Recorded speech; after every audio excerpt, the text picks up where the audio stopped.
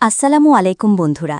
ভাবুন তো, একটা ছোট ভুল, আর সেই ভুলের জন্য পুরো পরিবারের সম্মান, বিশ্বাস, এমনকি সম্পর্কও প্রশ্নের মুখে। তাহলে এমন পরিস্থিতিতে আপনি কি করতেন? হার মানতেন নাকি আবার লড়াই শুরু করতেন? আপনারা দেখছেন বড়লোক বাড়ির ছোট বউ গল্পের ১২৬তম এপিসোড। ভিডিওটি শুরু করার আগে লাইক, শেয়ার এবং সাবস্ক্রাইব করতে ভুলবেন না। তাহলে চলুন শুরু করা যাক। গল্পের শুরুতেই দেখা যায় হঠাৎ করেই অর্জুনের ফোন বেজে ওঠে। ফোনের ওপাশে তার বড় দাদা, কণ্ঠে স্পষ্ট আতঙ্ক। বড় দাদা হাঁপাতে হাঁপাতে, অর্জুন, আমি বিপদে পড়েছি রে। দোকানে যে মূর্তিগুলো দিয়েছিলাম সব ভেঙে গেছে। ওরা আমাকে এখানে আটকে রেখেছে, বলছে টাকা না দিলে ছাড়বে না। অর্জুন রেগে গিয়ে, আমি তো বলেছিলাম বাড়ির বউদের কথায় চললে এমনই হবে। আমার কথা কেউ শোনে না। বড় দাদা, এখন এসব বলার সময় না, আগে বল কত টাকা লাগবে। বড় দাদা, ৫,০০০ টাকা।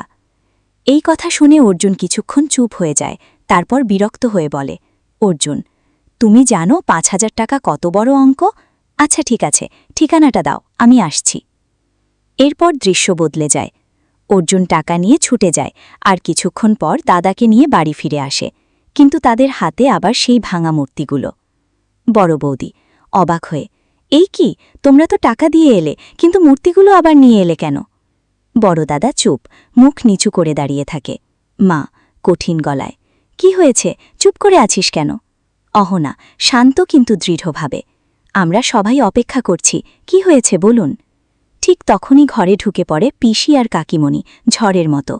অর্জুন রেগে গিয়ে, সবাই আমাদের মিথ্যেবাদী বলছে সব মূর্তি ভাঙা, ওরা সব ফেরত দিয়ে দিয়েছে, আর টাকা ফেরত চাইছে। দাদাকে ওখানে আটকে রেখেছিল, আমি গিয়ে টাকা দিয়ে ছাড়িয়ে এনেছি। তারপর সে দাদার দিকে তাকিয়ে বলে, এদের কথা শুনে চললে তোমার এই পরিণতিই হবে।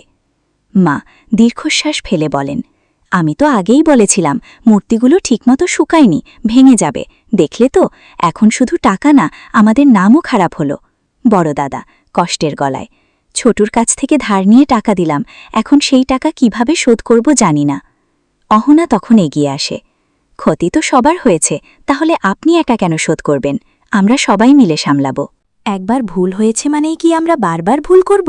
না, আমরা শিখব, আবার শুরু করব। ঠিক তখনই পিসি শুরু করে তার বিষাক্ত কথা, বাহ, দোকানদার তোকে বেঁধে রেখেছিল, আমাদের বংশের নাম একেবারে উজ্জ্বল করে দিলি। তার কথায় ঘরের পরিবেশ আরও ভারী হয়ে ওঠে। মা, আমরা এত সহজে হার মানব না, এবার আরও ভালোভাবে কাজ করব। কিন্তু অর্জুন হঠাৎ গর্জে ওঠে, না, এইসব আর এই বাড়িতে হবে না, যা করার বাইরে গিয়ে করবে। অহনা থেমেছে, তারপর চোখে চোখ রেখে বলে, আপনি বারবার আমাকে বাড়ি ছাড়তে বলেন কেন? এই বাড়ির মালিক যতক্ষণ না বলছে আমি কোথাও যাচ্ছি না, আর আমি এত সহজে হার মানার মেয়ে না। বড় দাদা আবার বাস্তবতার কথা তুলে ধরে, এই মূর্তিগুলো এখন বাজারে বিক্রি করার মতো না, আর বেশি ক্ষতি হলে আমরা সামলাতে পারতাম না। পিসি হাবার খোঁচা দেয়, এটা তো শুধু শুরু, সামনে আরও কি হয় দেখো। মিতা এগিয়ে এসে বলে, মামিমা, ভাইপোকে আসতে দিন, ও এলে সব টাকা মিটিয়ে দেবে।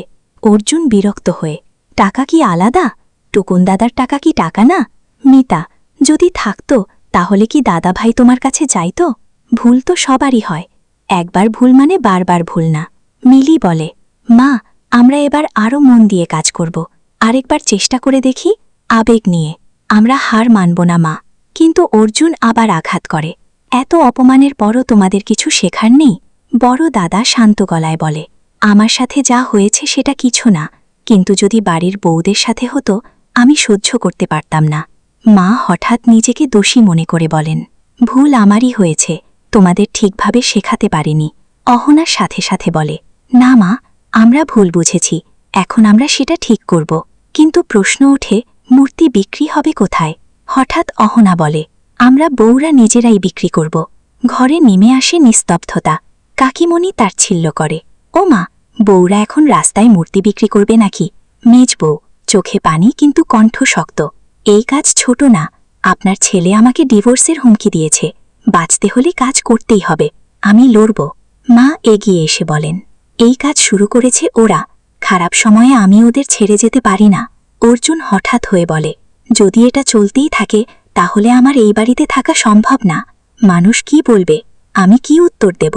অহনা শান্ত কিন্তু দৃঢ়ভাবে বলে, আপনি আপনার মতো, আমি আমার মতো। কাজ ছোট না, মূর্তি বানানো আর বিক্রি করা লজ্জার কিছু না। মিলি তখন প্রস্তাব দেয়, আমি এই পাড়ার মেয়ে, আমি বিক্রি করতে যাব। সবাই আমাকে চেনে। অহনা সাথে সাথে বলে, তুমি পারলে আমরা কেন পারব না? শেষে মা বলেন, তোমরা গেলে আমিও যাব তোমাদের সাথে। একটা নতুন লড়াইয়ের শুরু হতে যাচ্ছে। এই পরিবার কি আবার ঘুরে দাঁড়াতে পারবে, নাকি আরও বড় ঝড় অপেক্ষা করছে সামনে? এইভাবেই শেষ হলো আজকের এপিসোড। ভিডিওটি ভালো লাগলে লাইক, শেয়ার এবং সাবস্ক্রাইব করতে ভুলবেন না।